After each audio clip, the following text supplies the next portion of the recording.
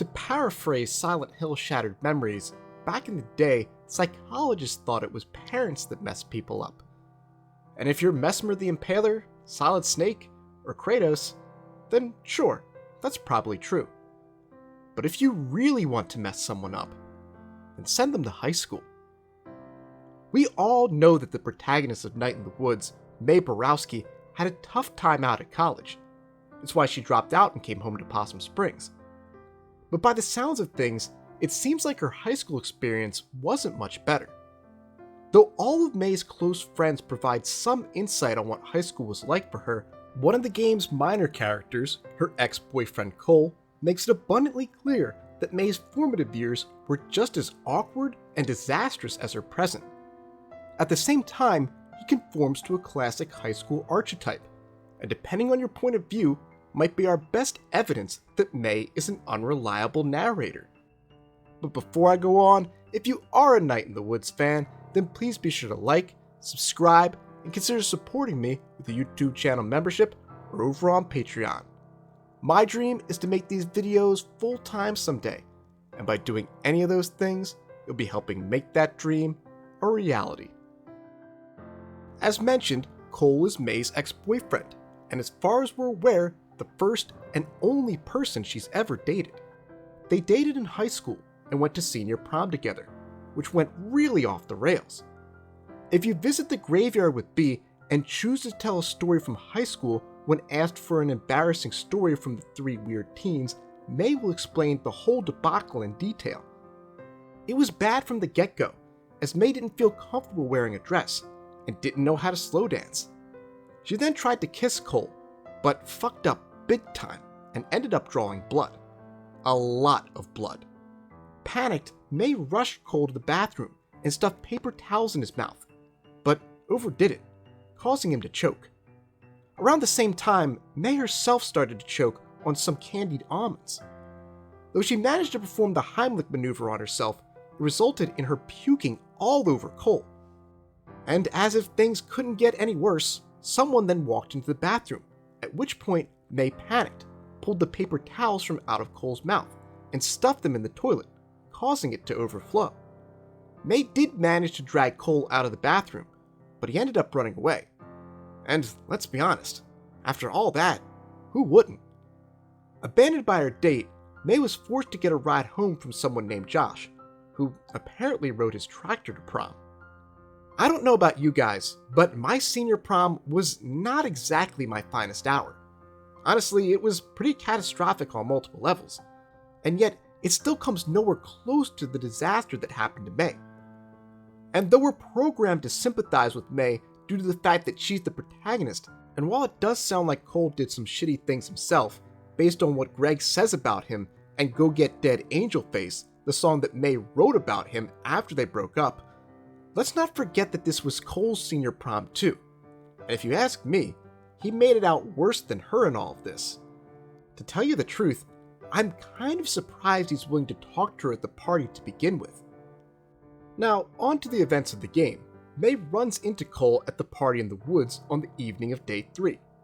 The party in general is one of the most important scenes in the game, and will get its own breakdown at some point. But Mae's encounter with Cole is certainly its most disastrous moment. Not only is Mae forced to leave the party, but given that her dreams begin the following evening, it does lead one to wonder if the alcohol or just the proximity to so many of her old friends triggered something in her, something that allowed the glimmer to manifest in a more tangible way. Cole is a huge part of all this, and that alone makes him worth talking about. As mentioned earlier, Mae's encounter with Cole is nothing short of a fucking train wreck. But Mae's trouble at the party, honestly, starts all the way back at the beginning of the night. Before her taco dinner with her parents, Mae's mom lets her know that Cole is in town, and that he has a new girlfriend. It's one of those parental comments that I suspect is probably well-meaning. A, hey, just wanted to let you know your ex is doing well, type of thing. That's something that adults have the maturity to process. But when you're in your early 20s and down on your luck, the last thing you want to hear is that your ex is doing better than you. Before leaving for the party, Mae spends a few minutes in front of the mirror in her bedroom. It too is a segment that will need a full breakdown at some point, because it gives us a close look at her depression, her intrusive and negative thoughts, and the body dysmorphia she struggles with. It's genuinely heartbreaking, and was one of the many early game moments that made it clear to me that Night in the Woods was going to be a far deeper, more mature game than I had anticipated. It's one of the game's little-known secrets, but the dialogue you select in this scene determines what May says to Cole at the party. If you choose, "Oh hey, I'm May. What's your name?" then May and Cole have a cordial conversation about a game they used to play. Cole then mentions his current girlfriend. If you pick, "Well, earlier this week, I dropped out of school," then May does what she does best and overshares about leaving college. Cole responds with surprise. And finally, if you select, "Hi, I'm May. How's it going?" then they have some awkward small talk, with Cole telling her about coming back home for the weekend, at which point May defers back to her script, and makes things awkward once again by telling Cole that what he said was, quote, "fascinating." Regardless, all three versions of the conversation end the same way, with May saying, "What the hell is your problem?" Cole is, naturally, confused by this, and returns to talking to his friend. Later, after drinking too much cheap, watered-down beer, too much for her, anyway, May sits down on the tree stump by the fire. Cole approaches her, and May calls him Colio, the nickname she gave him back when they were dating. He remarks that he hasn't been called that in forever, and begins to say that it was nice to see her, and that he's only in town for a few days, before May, far more inebriated than the last time they spoke, cuts him off again to kick off the disturbing rant that ends the party segment. Before we get into said rant, I have to say that although we don't know much about Cole's personality, I've always been under the impression that he's trying to make amends, or at least make peace in this scene. I don't know that I would go as far as to say that he feels bad about what happened at prom, but he does seem to want to move all of that troubled water under the bridge, so to speak. But back to May's rant. Just like with her previous conversation with Cole, the dialogue changes depending on what she said when practicing for a run-in with him in front of the mirror. If you chose "we never even kissed," then May will bring this up here too, something that Cole claims he doesn't remember. If you picked "I was so worried you were going to be here," she'll tell Cole that she wishes he wasn't at the party, that she even prayed to God that he wouldn't be. Naturally, Cole is very put off by this, and isn't sure what to say. And finally, if you talk to the store clerk at Video Outpost 2, she'll say that Cole is cute. But she hates cute people. From there, Cole tries to bail out of the conversation, but it's too late, as May jumps on top of the stump and unloads a self-depreciating, drunken version of a CM Punk pipe bomb. She says the now infamous Nightmare Eyes line, threatens to stab everyone, references the statue that tormented her in college, and then pukes all over Cole, just like on prom night. Looking at Cole's role in the narrative as a whole, what I believe he's here to represent are those uncomfortable interactions that we've all had, or that you will eventually have if you're one of my younger viewers, when you run into an ex. My senior prom date and I later turned our awkward mess of an evening into a friendship. But when I was in college, I dated a girl who was a fellow education major.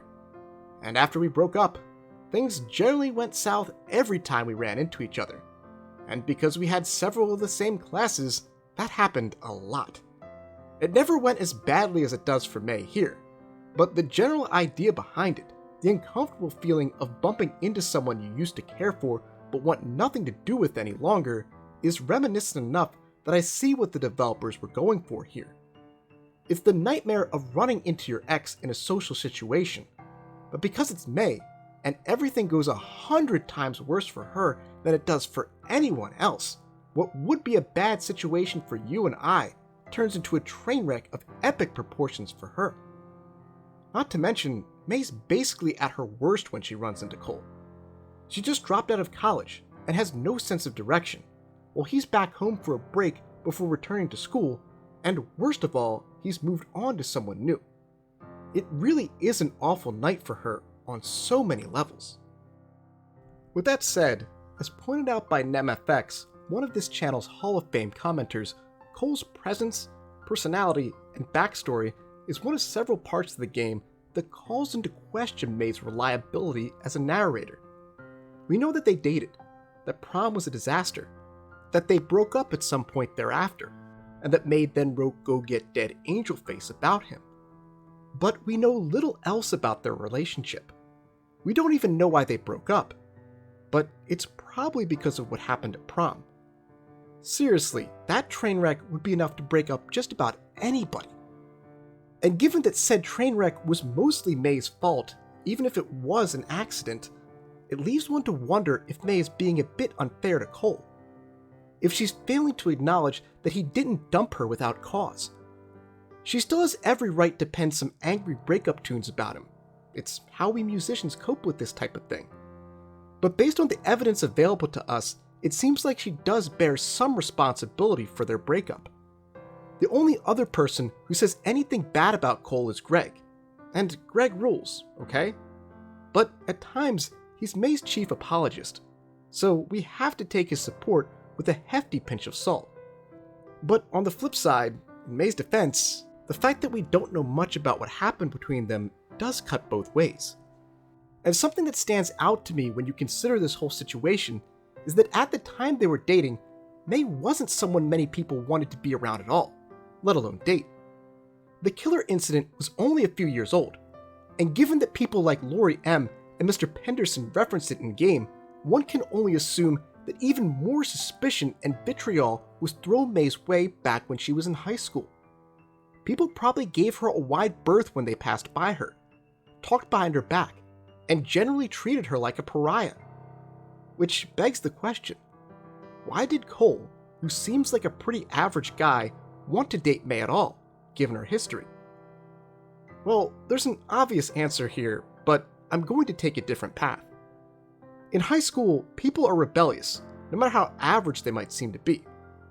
Perhaps Cole dated May because he thought it would make him seem cool and edgy, but bit off more than he could chew. Pun intended. And perhaps May found out about this after they broke up, and wrote Go Get Dead Angel Face to process her well-justified anger. If so, it speaks to yet another relatable situation, the messy realities of high school relationships, where people rarely date for compatibility, but rather more self-centered interests, like changing how others perceive them, or upgrading their social standing. So whether he's reminding us of what it's like to run into an ex when we're at our worst, or exposing the flawed nature of teenage romances, Cole is at the heart of one of the most relatable situations in the game. And that's what makes him so important to Night in the Woods. Thanks for watching. Huge shout out to Wolf.Godwin and Jordi Jaen Moreno, who provided the music for these videos and the art for my channel. To check out both of these incredibly talented creators, just follow the links down below in the description box. Big shout out to all my silver and gold tier YouTube channel members and Patreon subscribers, including James Pruitt, Corey Matson, Gustavo Balabi, Lil Caesar, Reed, Bathonian, and Faith G, who get early access to these videos thanks to donations of $5 to $10 a month. See you guys next time.